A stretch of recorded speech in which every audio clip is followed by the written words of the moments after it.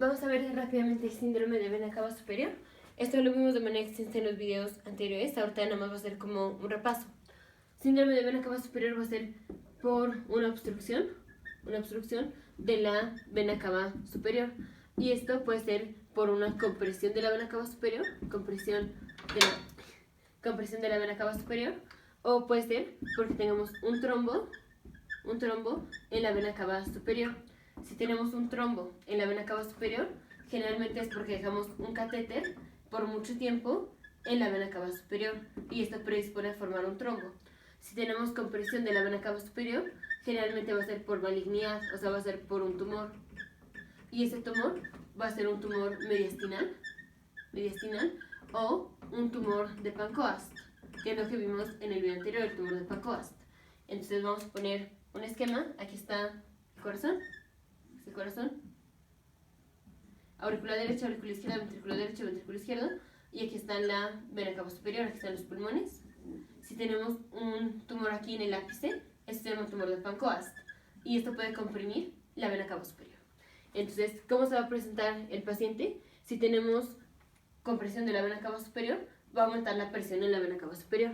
Entonces tenemos un aumento de la presión en la vena cava superior. Y recordemos que la vena cava superior está compuesta por los troncos brachiocefálicos venosos. Estos son los troncos brachiocefálicos venosos, izquierdo y derecho. Va a aumentar la presión aquí. Y cada uno de los troncos brachiocefálicos está compuesto por la vena subclavia. Esta es la vena subclavia. Y esta que estoy poniendo aquí es la vena yugular. Vena yugular. Esta es la vena yugular. Entonces, si aumenta la presión en la vena cava superior, va a aumentar la presión en el retrógrado, va a aumentar la presión en los troncos brachiocefálicos, aumenta la presión en la vena subclavia, estas son las venas subclavias, y también aumenta la presión en las venas yugulares. Recordemos que la vena yugular recibe la sangre del sistema nervioso central. Si aumenta la presión en la vena yugular, va a aumentar la presión en el sistema nervioso central, porque va a ser más difícil que la sangre del sistema nervioso central pase a la vena yugular.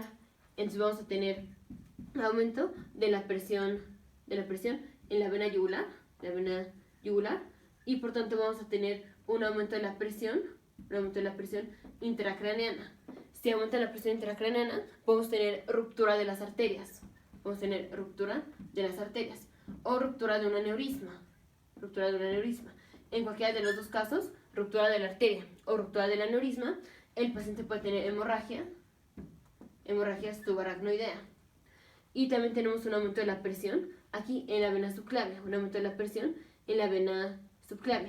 Y si aumenta la presión aquí en la vena subclavia, es un aumento de la presión hidrostática. Y recordemos que por las fuerzas de Starling se puede salir el plasma. El plasma se va a salir de aquí, de la vena subclavia. Y entonces vamos a tener edema en esta región, y esta región es la extremidad superior. Entonces el paciente va a venir con edema de las extremidades superiores, porque aumentó la presión hidrostática aquí en la vena subclavia.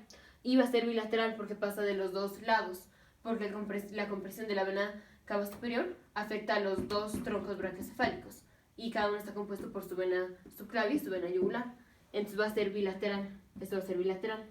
Y aparte, como también tenemos aumento de la presión en las venas de la cara, las venas de la cara drenan a la vena yugular finalmente. Entonces, si tenemos obstrucción de la vena cava superior, aumenta la presión en la vena yugular, como ya vimos, y también va a aumentar la presión en las venas de la cara. Entonces, un aumento de la presión en las venas de la cara. Y entonces el paciente va a venir con pletora facial.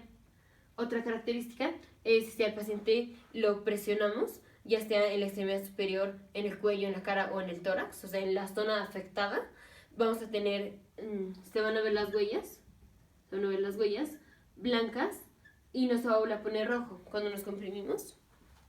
Si nos comprimimos, vean cómo se pone blanco y luego se vuelve a poner rojo, o se vuelve a poner de su color normal. Aquí al paciente, si lo comprimimos en la zona afectada, el cuello, la cara, la extremidad superior o el tórax, se le va a poner blanco, pero no se le va a volver a poner rojo. Se le quedan nuestras marcas, nuestras huellas, y se le va a quedar blanco y no se le vuelve a poner rojo. Entonces se quedan las huellas blancas.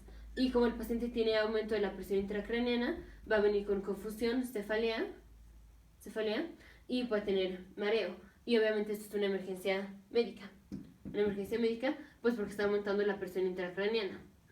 Entonces, síndrome de vena cava superior va a ser un paciente que tenga obstrucción de la vena cava superior, ya sea por compresión o por trombo de la vena cava superior. La compresión generalmente va a ser por un tumor, ya sea un tumor de Pancoast o un tumor que esté aquí en el mediastino, o porque hemos dejado un catéter mucho tiempo en la vena cava superior que predisponga a formar un trombo. Y esto va a ser un aumento de la presión en la vena cava superior. Entonces, la sangre no pasa a la aurícula derecha, pues porque está comprimida. Y aumenta la presión, digamos, distal a la obstrucción, aumenta la presión en la vena subclavia y en la vena yugular bilateral, aquí es muy importante. Los síntomas son bilaterales. Los síntomas son bilaterales. Y el paciente va a tener aumento de la presión en la vena yugular, o sea, va a tener aumento de la presión intracraneana, distensión o ingurgitación de la vena yugular, o sea, va a estar distendida la vena yugular, distensión de la vena yugular. Y vamos a tener pletora facial y vamos a tener aumento de la presión en la vena subclavia, por tanto vamos a tener edema de las extremidades superiores y el paciente va a venir con confusión, cefalea, mareo y tenemos riesgo de ruptura de un aneurisma o de una arteria en el sistema nervioso central que puede terminar en hemorragia subaracnoidea y entonces esto es una emergencia médica. Nos vemos en el siguiente video de futuros médicos, científicos e ingenieros.